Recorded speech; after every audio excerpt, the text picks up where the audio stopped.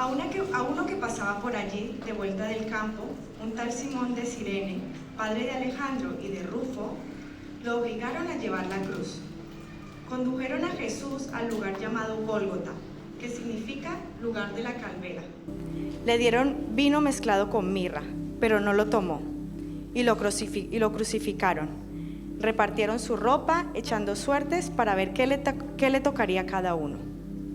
Eran las 9 de la mañana, cuando lo crucificaron.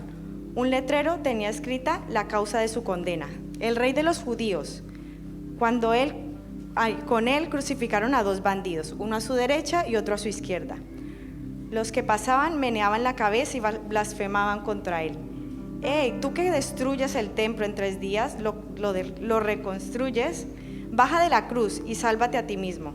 De la misma manera se burlaban de él los jefes de los sacerdotes, junto con los maestros de la ley.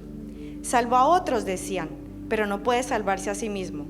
Que baje ahora de la cruz ese Cristo, el Rey de Israel, para que veamos y creamos. También lo insultaban los que estaban crucificados con él. Desde muy joven que estudio la Escritura, he tenido como una deuda con alguien que no es el más popular ni el más famoso de todo lo que está escrito en el Evangelio,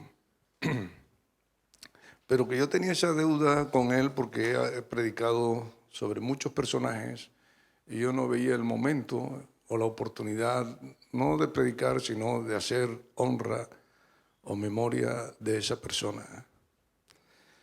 Bri lo leyó en el primer pensamiento que dijo un hombre llamado Simón. Pero poco sabemos de él o poco nos hemos molestado en saber de él. Sencillamente sabemos que es Simón de Cirene. Y permitidme leer, por eso dije no voy a predicar sobre él, solo voy a hacer memoria de este hombre en lo que tanto significa para nosotros esta tarde, y es estar allí en la cruz de Jesús. Y él lo estuvo. Simón, aunque había nacido en Cirene, norte de África, tenía raíces judías, bien por su madre o bien por su padre. Su nombre nos lo deja saber. Tal vez pasaba por su pensamiento aquel día llegar a su casa y descansar y preparar el ambiente familiar para la fiesta de la Pascua que celebraban todos en Jerusalén. Pero lejos de eso, lo que se encuentra es una comitiva con 3 reos camino a la muerte, y es obligado a colaborar en llevar el madero de uno de ellos llamado Jesús. Con sus desgastadas fuerzas por el trabajo, pero con una apariencia de vigor que transmitía, puso su hombro y en silencio empezó a dar sus primeros pasos tras Jesús. Veía a los soldados romanos dar latigazos a Jesús, látigos compuestos de puntas de cristal, plomo y huesos, que abrían las carnes profundamente mientras la sangre rodaba sobre sus espaldas. Escuchaba en el bullicio todas las maldiciones que decían sobre Jesús, y algunos preguntándose, ¿qué habrá hecho este?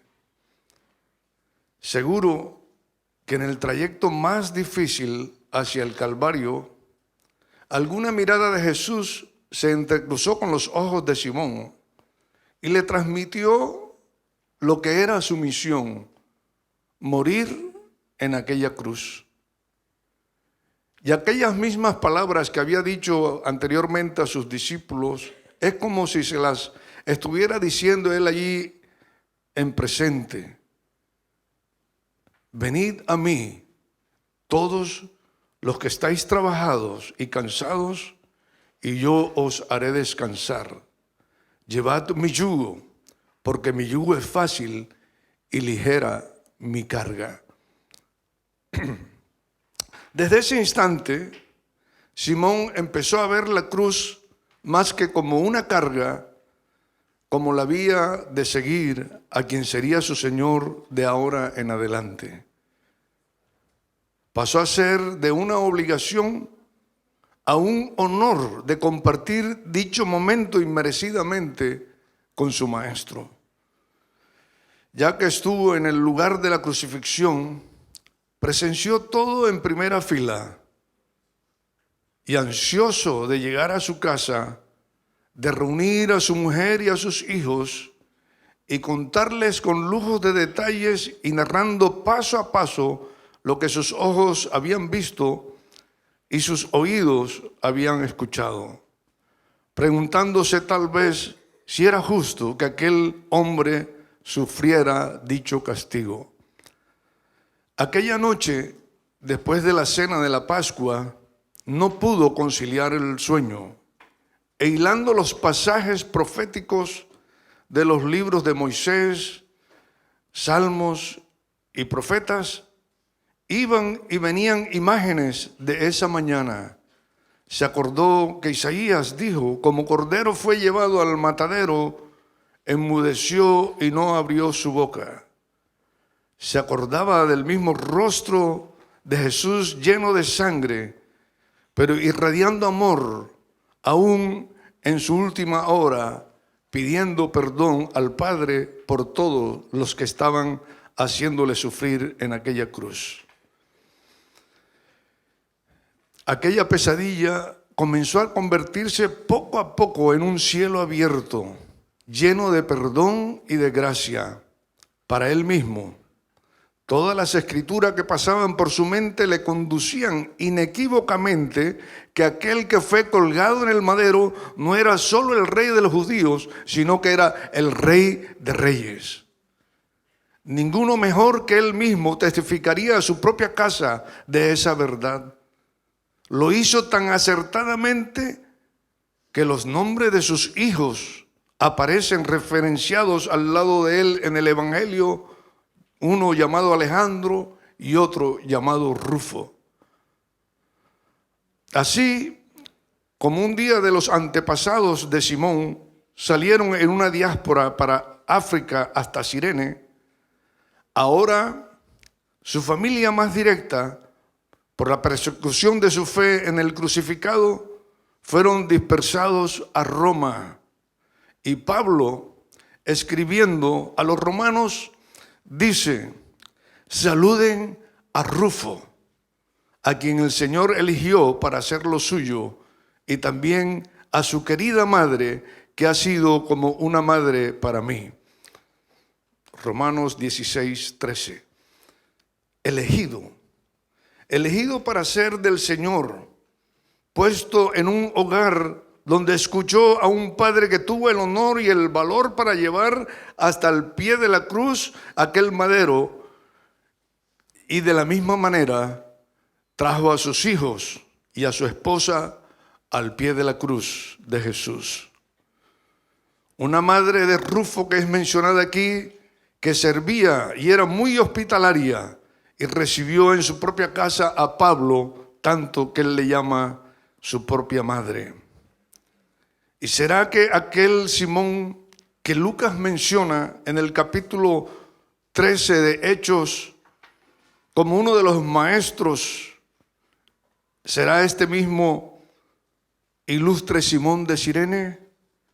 Decía Hechos 13:1: entre los profetas y maestros de la iglesia de Antioquía y de Siria se encontraban Bernabé, Simón, llamado el Negro, y menciona a otros más. Que hoy si se nos queda algo de lo que les he mencionado acerca de Simón de Cirene, sea una pregunta que nos haga reflexionar.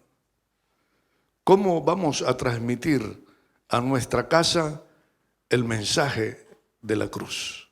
Dios les bendiga.